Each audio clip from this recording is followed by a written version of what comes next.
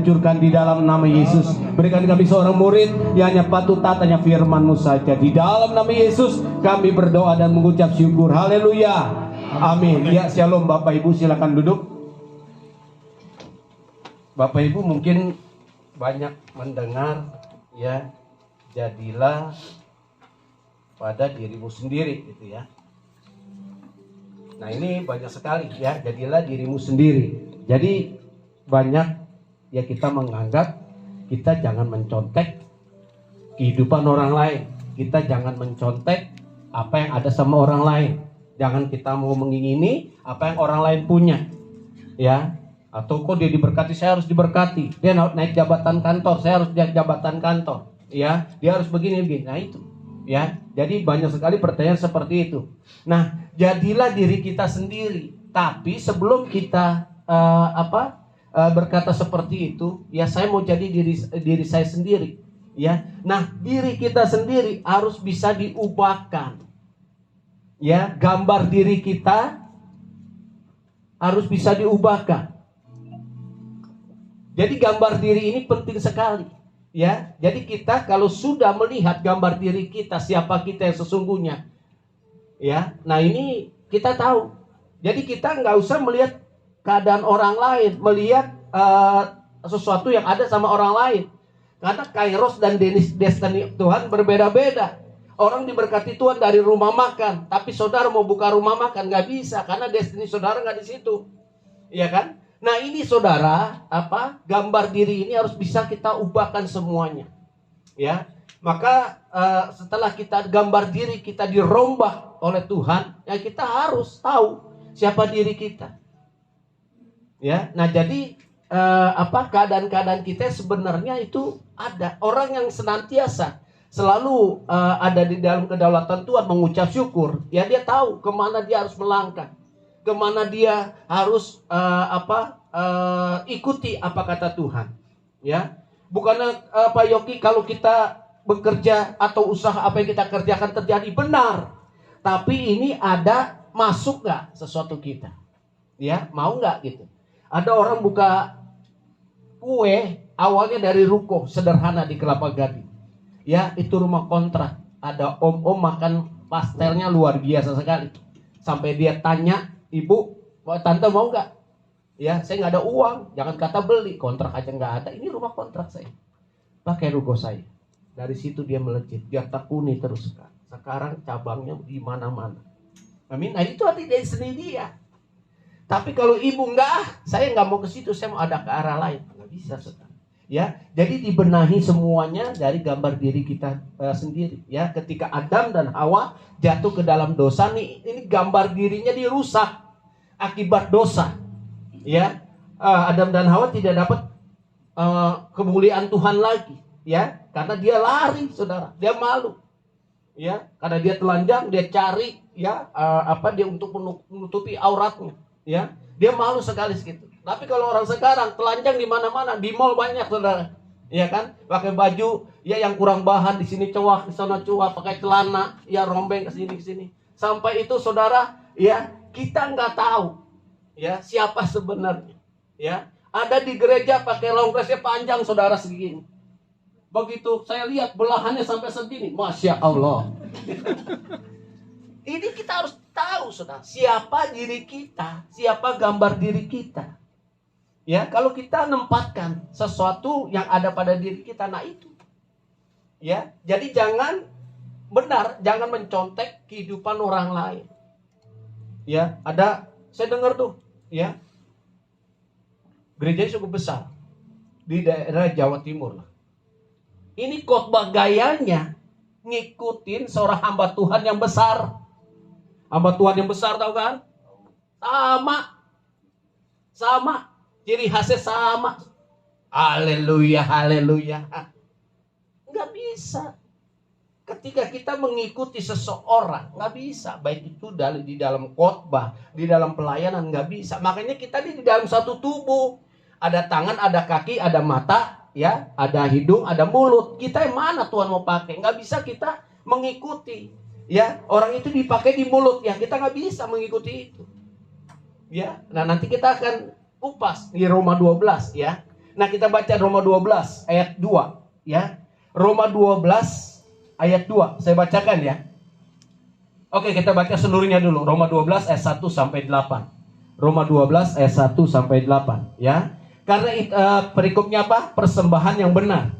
Karena itu saudara-saudara, demi kemurahan Allah, aku menasihatkan kamu supaya kamu mempersembahkan tubuhmu sebagai persembahan yang hidup, kudus, dan berkenan kepada Allah. Itu adalah ibadahmu yang sejati. Janganlah kamu menjadi serupa dengan dunia ini, tetapi berubahlah oleh pembaruan budimu, sehingga kamu dapat membedakan mana kehendak Allah, apa yang baik, yang berkenan kepada Allah, dan yang sempurna.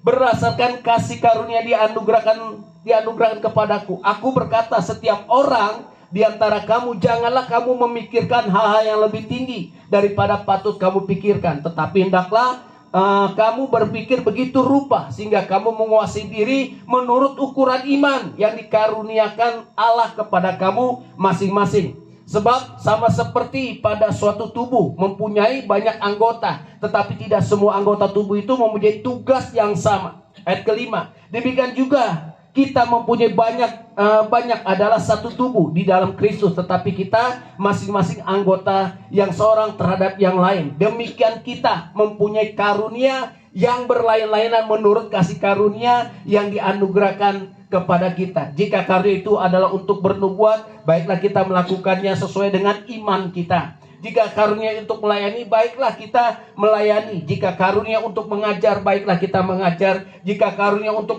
menasehati, baiklah kita menasehati. Siapa yang membagi-bagikan sesuatu, hendaklah ia melakukannya dengan hati yang ikhlas.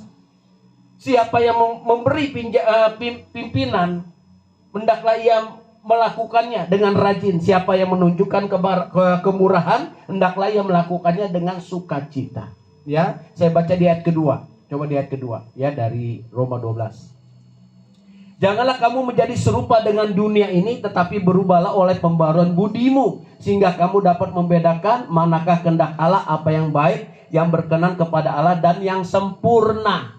Ya. Nah, jadi kalau kita mau ada pembaruan diri, ya, gambar diri kita, ya, yang sudah dulunya zaman Adam dan Hawa rusak. Nah, ketika Yesus, ya, gambar diri kita tuh dipulihkan kembali. Ya, makanya planning Allah luar biasa sekali. Adam dan Hawa gagal, jatuh ke dalam dosa. Ya, karena cinta dan kasih Tuhan. Ya, buat kita umat manusia, saudara dan saya. Dia memberikan Yesus Kristus, anak yang tunggal, supaya orang percaya tidak binasa tapi memperoleh hidup yang kekal. Itu gambar diri kita, manusia dipulihkan kembali.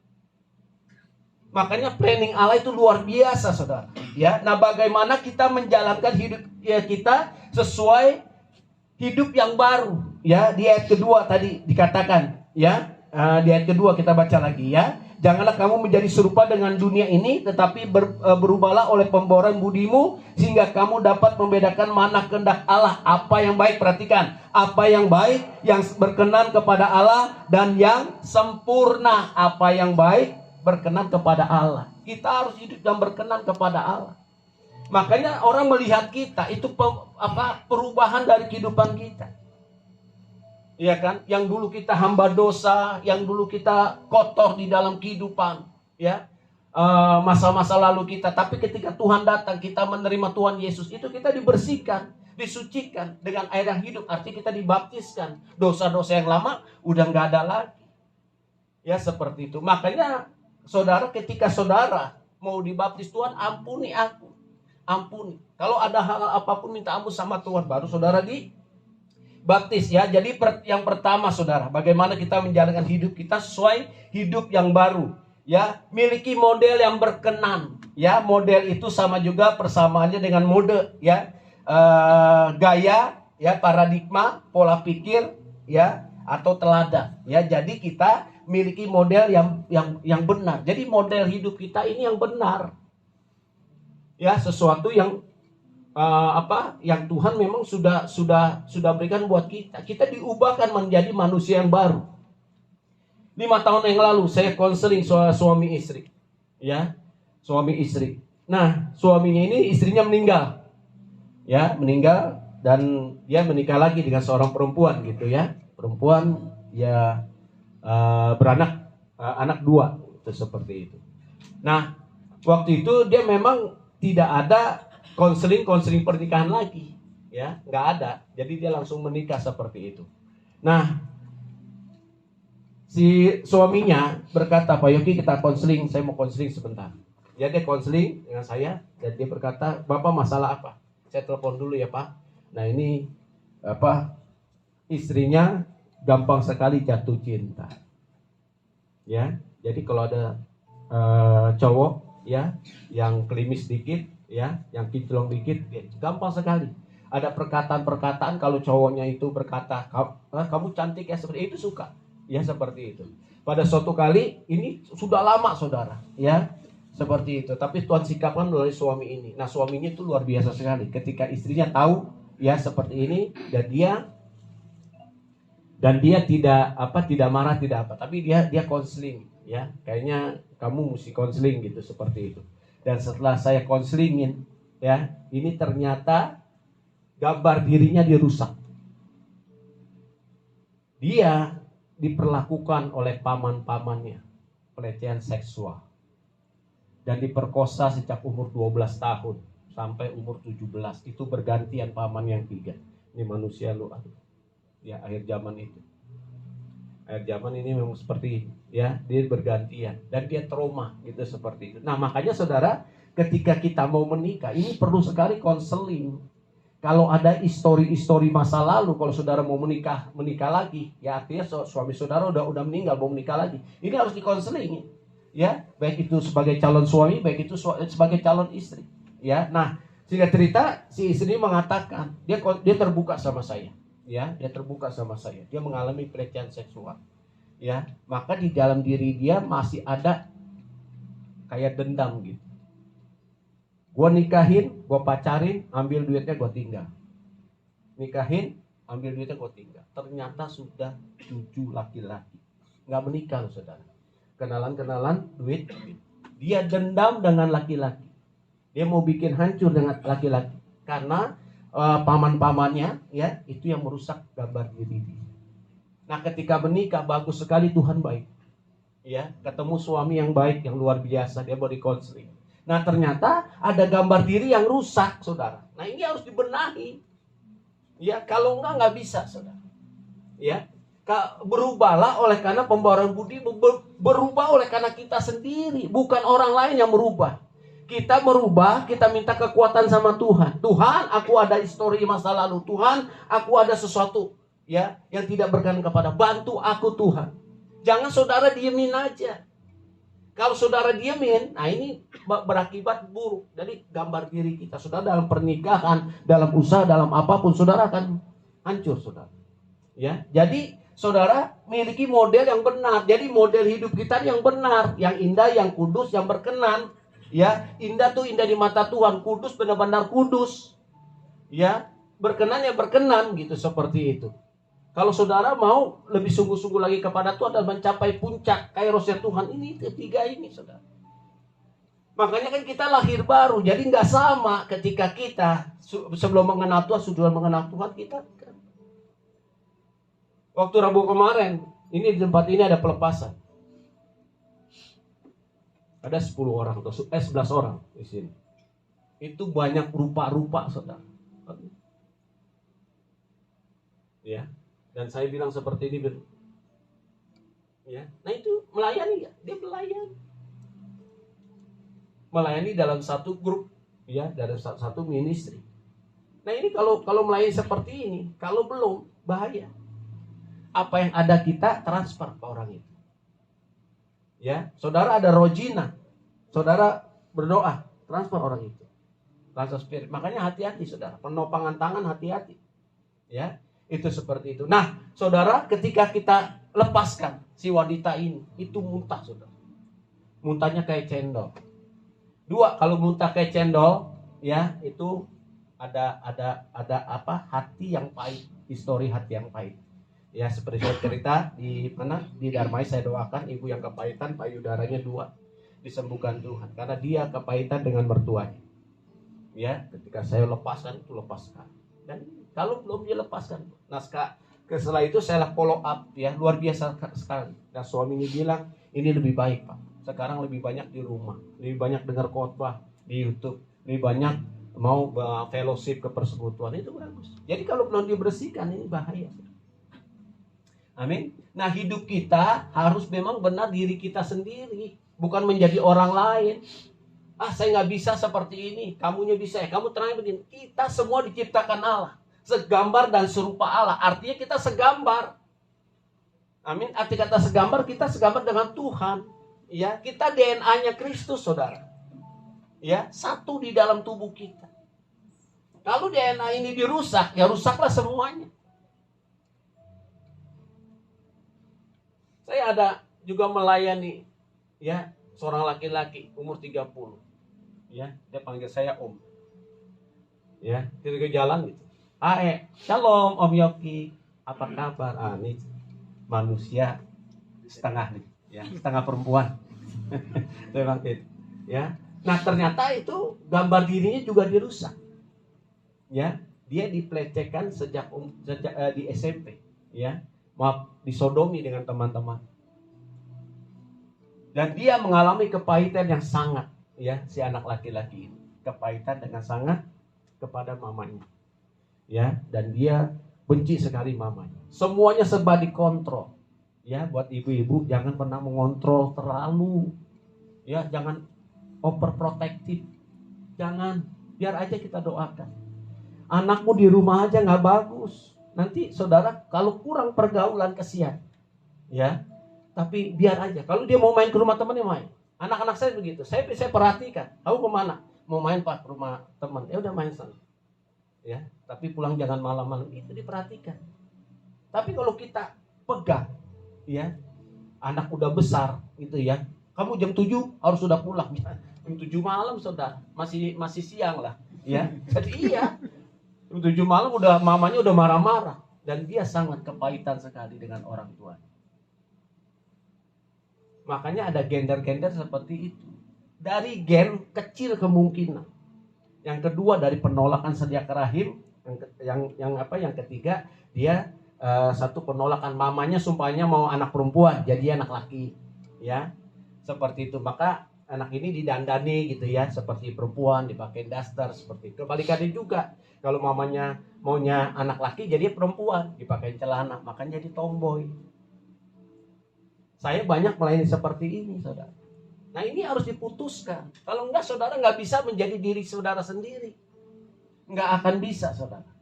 Amin, ya. Nah, yang kedua, ya, di Efesus, di Roma, ya, Roma 12 tadi ayat ketiga. Roma 12 ayat ketiga, ya. Berdasarkan kasih karunia yang dianugerahkan kepadaku, aku berkata kepada setiap orang di antara kamu, janganlah kamu memikirkan hal-hal yang lebih tinggi daripada yang patut kamu pikirkan, tetapi hendaklah kamu berpikir begitu rupa sehingga kamu menguasai diri menurut ukuran iman yang dikaruniakan Allah kepada kamu masing-masing. Ya, jadi yang kedua, lihat diri kita sendiri secara pas. Ya. Lihat diri kita siapa, kita bobot kita bagaimana, kita mampu nggak, ya kita sanggup nggak, ya jangan terlalu dipaksakan, nggak sanggup saudara paksakan, nah ini yang bahaya, ya jadi sesuatu hal yang tadi katakan yang kudus, yang indah, yang berkenan, ya nah ini saudara, ketika kita mengalami ya hal-hal apapun, ini kita akan tahu ya bahwa diri kita ini sesungguh kita. Jangan mau menjadi sesuatu yang saudara nggak mampu, yang saudara dipaksakan gitu, ya nggak mampu dipaksakan seperti itu, ya jadi pada dirimu sendiri. Dulu tahun 2016, adik saya Tony, ya terus adik saya Anggi, ya itu diajak ke KKR Benihin di Ritz-Carlton, ya seperti di Sudirman, dan dia dapat undangan VIP, ya. Itu hamba-hamba Tuhan gitu. Jadi dari sekarang itu kan besar. Jadi sederet sini hamba Tuhan semua. Sederet sini hamba Tuhan semua. Nah yang ketiga ini hamba Tuhan juga semua. Nah kita yang ketiga. Nah ini lorong buat Benihin jalan. Gitu ya seperti itu. Pada saat dia jalan saya nggak tahu. Karena suruh menunduk. Semua WL bilang kita tundukkan, kita berdoa. Ya saya tahu. Ya, ini ada sesuatu. Nah, Benihin datang. Kenapa dia seperti itu? Karena urapan itu waktu itu urapannya luar biasa sekali. Nah, pada saat dia jalan di saya tahu, wah ini jalan nih dia. Itu urapannya kenceng sekali. Sampai saya tetap seperti itu. Ya, dia liatin saya aja, dia begini, nggak nopang tangan, dia begini, wah jatuh saya. Ya, itu urapan begitu besar. Ya, ketika mau altar kok, dia nggak langsung berjalan, enggak. Dia berdoa dulu. Ya, dia buka jas dia kebasin. Wah, runtuh semuanya. Urapannya dulu luar biasa. Dan Tuhan saya mau seperti dia gitu. Ya, seperti Benihin. Wah, luar biasa urapannya. Dia nggak topang tangan, diliatin aja, digitak. Ya. Tapi ketika ada sesuatu, ya belum lama saya nggak ceritakan kepada saudara, di hamba Tuhan ini. Ya. Tuhan bilang, kamu mau seperti dia? Dia bilang nggak mau, Tuhan, nggak mau. Dulu saya mau seperti dia. Jadi kalau saya ya mau apa yang ada di diri saya melebihi segalanya. Jadi orang yang ada urapan seperti ini, saya mau seperti itu. Ya, nah ini saya berarti mencontek ke orang itu. Saya mau Tuhan. Nah, kita jangan mengambil itunya, kita ngambil intinya. Tuhan, saya mau dipakai seperti dia.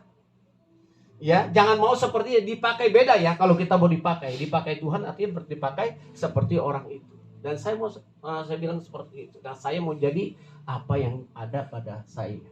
Ya, maka kemarin ada bilang Pak Yoki gaya pelepasannya beda. Ya, dia orang-orang seminggu konseling dulu baru doain pelepasan. Dia bilang mau ngapain lama-lama? Ntar setannya keburu kabur. Ya kan konseling lama benar saudara. Dari jam 8 Pak Yoki sampai jam 4 terus saya sampai krocok-krocok katanya. Ya, cuma minum doang. Seminggu Pak Yoki, nah setelah minggu baru mereka lepasin. Ya, saya bilang itu triknya dia. Maksudnya bukan trik, itu memang gayanya. Ada gaya seperti itu. Jadi diisi firman Tuhan dulu. Tapi kalau saya langsung, saya doakan. Nah, biar Roh Kudus cepat bekerja gitu. Iya Pak, beda seperti ini. Nah, masing-masing kita beda. Saya nggak seperti orang itu. Ya, gaya saya seperti itu. Datang kita doa bersama, kita urapin, kita doakan langsung. Ya, sistem saya seperti itu. Nah, buru sergap, ya kan? Nah, ini tukang urapin nih. Rumah orang baru diurapin, dipras-dipras. Waduh, ampun dah. Kalau minyak urapan kan tembok begitu nggak hilang, saudara. Ya kan? Ini tukang urapin nih, ya, menteri pengurapan. Nah, saudara, jadi diri kita apa yang ada sama kita. Ya, nah ini yang penting. Kita harus dihiner hati kita. Histori masa lalu kita, ya, pernah terpukul, apakah kita di pekerjaan, di tempat usaha, di dalam pelayanan, dari perkataan-perkataan orang. Nah, ini harus dihiner, hati kita harus dihiner ini. Kalau enggak, kita enggak kuat seperti balon. Saudara ambil isi di keran. Berapa kuat balon itu menampung air? Pasti dia akan jebol, saudara, pecah. Nah, begitu pula dengan kita. Kita enggak kuat, saudara. Kalau kita mengandalkan kekuatan kita, kalau kita merasa gagal, ya, kenapa saya seperti ini? Kenapa kok gagal? Saya sudah begini, saya sudah berjuang begini-gini, tapi kok nggak dapat? Itu saudara. Semua di atas kehendak kita. Ya, Tuhan yang mengatur kehidupan kita. Amin. Artinya kalau kita belum dapat, ya sesuatu nanti Tuhan dapat yang lebih baik. Itu seperti itu. Amin. Ya. Jadi yang kedua, lihat diri kita sendiri. Ya, di Efesus 2 ayat 10. Efesus 2 ayat 10. Karena kita ini buatan Allah, diciptakan dalam Kristus Yesus untuk melakukan pekerjaan baik yang dipersiapkan Allah sebelumnya. Ia mau supaya kita hidup di dalamnya. Hidupku bukannya aku lagi, tapi Yesus dalamku. Lukas tahu? Nggak tahu. Lukas Kojoni tahu tuh. Lagu Pantai Costa. Iya, ya Pak ya. Ya. Jadi hidup kita bukan hidup kita lagi, tapi Kristus yang hidup di dalamku. Kalau Kristus hidup di dalamku, kita tahu. Ya, kita tahu, saudara, bahwa hidup ini kita harus jaga. Kita harus merawatnya, ya, supaya tubuh kita ini yang kudus, yang indah, yang berkenan. Ya, dikatakan pekerjaan baik yang dipersiapkan Allah sebelumnya. Ia mau supaya kita hidup di dalamnya. Ya, perubahan terus. Ya, minta pembaruan sama Tuhan. Ya, saya mau kasih tahu dokter cuma sementara, saudara. Ya, sesungguhnya Tuhan itu yang bisa memulihkan, baik itu sakit, penyakit, keadaan. Ya, jadi ada orang yang takut. Jadi ada orang yang selalu takut gitu. Ya, ini belum terjadi udah takut gitu. Nah, itu apa? Harus benar-benar kita doakan. Artinya orang itu ada sesuatunya gitu ya, seperti itu. Nah, saudara, ya, kita mau pada siang ini ya memulihkan hati kita, ya, gambar diri kita, ya, yang baik, yang sempurna kepada Tuhan. Ya, yang ketiga, ya, kita baca di ayat keempat dan 8. Ya, ayat 4 dan 8 dari Roma 12. Sebab sama seperti pada satu tubuh kita mempunyai banyak anggota, tetapi tidak semua anggota itu mempunyai tugas yang sama. Demikian juga kita walaupun banyak adalah satu tubuh di dalam Kristus, tetapi kita masing-masing adalah anggota yang seorang terhadap yang lain. Demikianlah juga kita mempunyai karunia-karunia berlainan-lainan menurut kasih karunia yang dianugerahkan kepada kita. Jika karunia itu adalah untuk bernubuat, baiklah kita melakukannya sesuai dengan iman kita. Jika karunia untuk melayani, baiklah kita melayani. Jika karunia untuk mengajar, baiklah kita mengajar. Jika karunia untuk menasehati, baiklah kita menasehati. Siapa yang membagi-bagikan sesuatu, hendaklah ia melakukannya dengan hati yang ikhlas. Siapa yang memberi pimpinan, hendaklah ia melakukannya dengan rajin. Siapa yang menunjukkan kemurahan, hendaklah ia melakukan dengan sukacita. Ya, jadi yang ketiga, ya, mengerti jalannya sendiri. Jadi apa?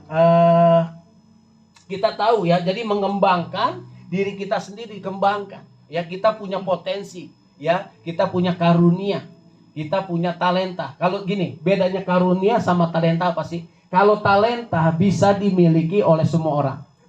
Tapi karunia Roh Kudus saja dimiliki oleh anak-anak Tuhan yang percaya. Beda ya.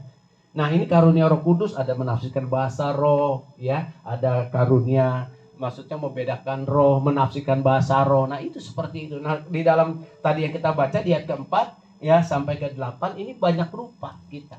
Jadi tadi yang saya bilang, kita ini satu tubuh. Ada tangan, ada kaki, ya. Makanya di dalam melayani itu kita ini kesatuan ini harus bulat. Ya, tidak bisa ini hanya tangan aja, nggak bisa. Tapi tangan butuh kaki.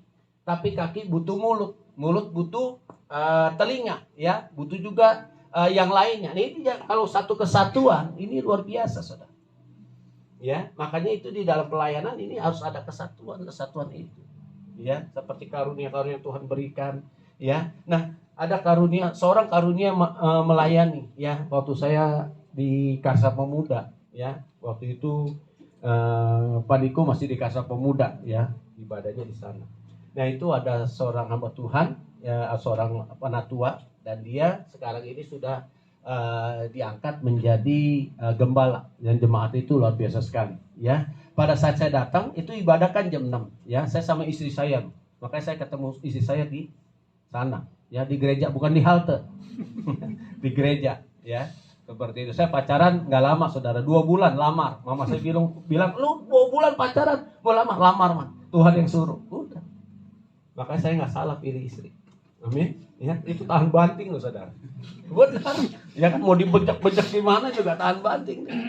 Amin. Itu bersyukur. Nah, ketika saya setiap hari jam 5 saya udah jalan. Ya, saya udah jalan. Nah, dari rumah saya tuh Jatinegara ke sana kalau pagi ya sekitar setengah jam. 5:30 saya jalan.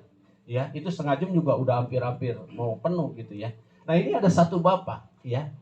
Saya melihat itu pakai jas. Kalau perjamuan kudus pakai jas kan, seperti itu. Dia ambil pengki, dia ambil sapu, dia sapu-sapu bangku yang nggak lurus kayak gini, dia bereskan seperti itu. Setiap minggu saya melihat bapak ini seperti itu. Saya bilang, ini bapak ada karunia melayani. Karunia melayani bukan sesuatu yang di mimbar ini. Ya, saudara pungut sampah di gereja, buang ke tong sampah, itu karunia melayani. Ya kan? Ada WC ya kotor, saudara, wah ini kotor, sikat atau gimana? Itu karunia melayani. Itu sesungguhnya, saudara. Maka sekarang bapak ini diangkat jadi gembala, jemaat itu besar sekarang, saudara. Ya, dia mengembalakan di Tangerang. Amin. Nah, inilah Tuhan angkat. Kalau karunia melayani, kita nggak gengsi untuk melakukan apapun. Kita nggak gengsi untuk melakukan yang terbaik bagi Tuhan. Ya, jadi kita jangan melayani ya di mimbar juga boleh, ya. Tapi kalau ada sesuatu yang nggak baik, kita harus perbaiki. Kalau ada sesuatu yang nggak benar, ya kita rapikan. Itu diri kita sendiri. Amin. Ya. Nah, jadi yang ketiga tadi dikatakan kembangkan diri kita. Ya, maksimalkan talenta karunia yang Tuhan berikan buat kita. Kalau kita kembangkan, kita tahu, ya, oh ini saya pelayanan di sini. Oh, ini saya tahu melayani. Ya, ini seperti ini. Karena karunia menasehati, ya kan? Walaupun saudara ada di mana-mana, tapi kalau saudara bicara kepada orang banyak, itu kalau ada karunia menikmati, dia tertarik. Oh iya ya, itu karunia menasehati. Kalau karunia menasihati identik dengan roh kepemimpinan. Kalau ada roh kepemimpinan itu pasti seperti ini. Jadi dia punya wibawa, dia punya potensi. Ya. Nah, jadi kita harus tahu siapa diri kita, ya. Diri kita siapa? Nah, kita adalah ciptaan yang baru bersama Tuhan, ya. Jadi nggak ada histori masa-masa lalu kita, ya, udah dibuang. Ya, kita berjalan bersama Tuhan. Ya, kehidupan kita bersama Tuhan terus naik, Tuhan bawa. Jadi kalau ada gambar diri yang rusak, Tuhan aku minta biar Tuhan merubahkan semuanya. Ya, sifat, karakter, ya, bisa diubahkan. Amin. Biar aja. Kalau kita mempunyai karakter Kristus itu luar biasa. Ya, jadi kita mau gambar diri kita, ya, dirubah hingga kita tahu siapa kita. Jangan ikut-ikutan dengan orang lain. Jangan. Orang lain mempunyai destininya sendiri. Ya, saudara ada destiny saudara sendiri. Amin. Dan jangan pernah takut. Ya, jangan pernah takut apa yang saudara jalani dalam kehidupan saudara. Amin. Yuk kita bangkit berdiri. Haleluya. Terima kasih untuk firman.